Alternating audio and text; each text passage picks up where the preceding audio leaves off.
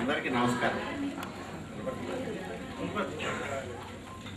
యావత్ విత్తోపార్జన శక్తః తావన్ నిజ పరివారో రక్షః పశ్చాజ్జీవతి జజ్జరతే వార్తాం కోపిన పుచ్చటికేహే.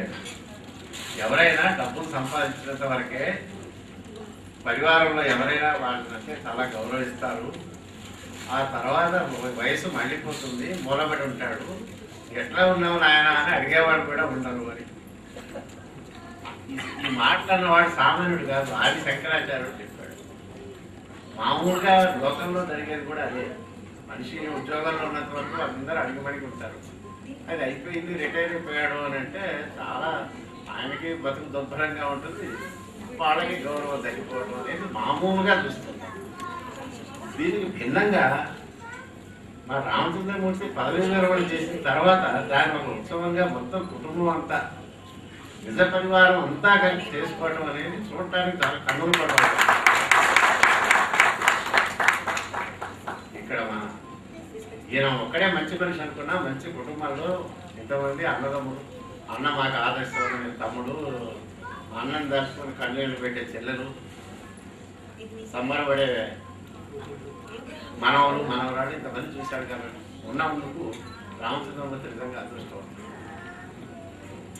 సరే, ఆయన చతుషష్ఠి కళలో దాదాపు 14 కళల్లో నిష్ణాతులని వాళ్ళ తమ్ముడు చెప్పిన దాన్ని బట్టి టైం ఉంటే బహుశా మిగతాది కూడా చెప్పుండేవాడు.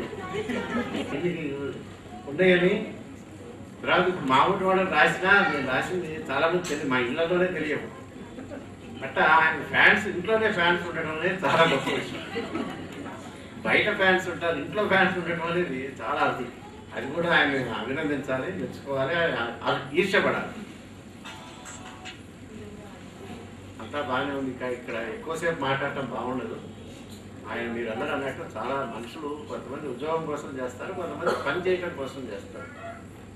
రిటైర్మెంట్ దగ్గర పడుతుంది అని అంటే చాలా సెలవులు ఉన్నాయి కదా, నేను ఖాతాలో ఇచ్చేస్తాను తీసుకోమంటే, నాకు వద్దు, నాకు పనే చేస్తాను, పని చేస్తూనే ఉంటానని చెప్పి సెలవులు కూడా వద్దని స్వచ్ఛందంగా వదిలేసుకొని చివరి రోజు దాకా పనిచేసాను.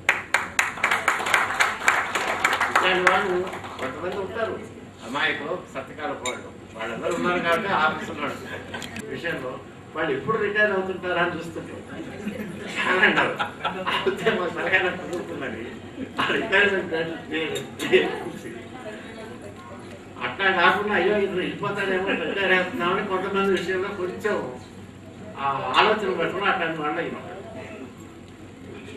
చాలా సంతోషం. ఆంధ్రభూమి పత్రికతో మీ కుటుంబానికి, వాళ్ళ అమ్మగారు కూడా నాకు తెలిసి అప్పుడప్పుడు ఆవిడ ఫోన్ చేస్తుండే. నేను నా ఆర్టికల్స్ గురించి ఆయన ఒకసారి చర్చ కూడా చేశాను. అందుకని అన్ని విధాలా బాగుంది. ఇట్లాంటి మంచి వాతావరణంలో మంచి కుటుంబం మధ్య ఉన్నందుకు రామచంద్రమూర్తి ఇంకా ఎంతో సాధించాలి. బాగా ఒకటే బాగాలేదంటే సక్సెస్ఫుల్ కంప్లీషన్ ఆఫ్ కెరీర్ అన్నాడు ఆయన. ఆయనకి ప్రస్తుతం ఉద్యోగం కాలపరిమితి అయింది కానీ కెరీర్ అయిపోవాలి. కెరీర్ అనేది నిరంతరంగా జరుగుతుంది, ఇంకా ఎన్నో సాధిస్తాడు. ఆయన రాస్తాడు కానీ నాకు తెలియదు ఎక్కువ రాసినట్టు లేదు. రాస్తే తన పనే చేసేవాడు కానీ ఎక్కువ ఇన్ని విషయాలు కవిత్వం వగేరాలు ఇన్ని రాస్తాడని తెలియదు. కొన్ని కొత్త విషయాలు కూడా ఇప్పుడు తెలిసినాయి. ఒక మంచి మిత్రుడు, మంచి మనిషి. శాస్త్రి గారు ఆశీర్వదించినట్టు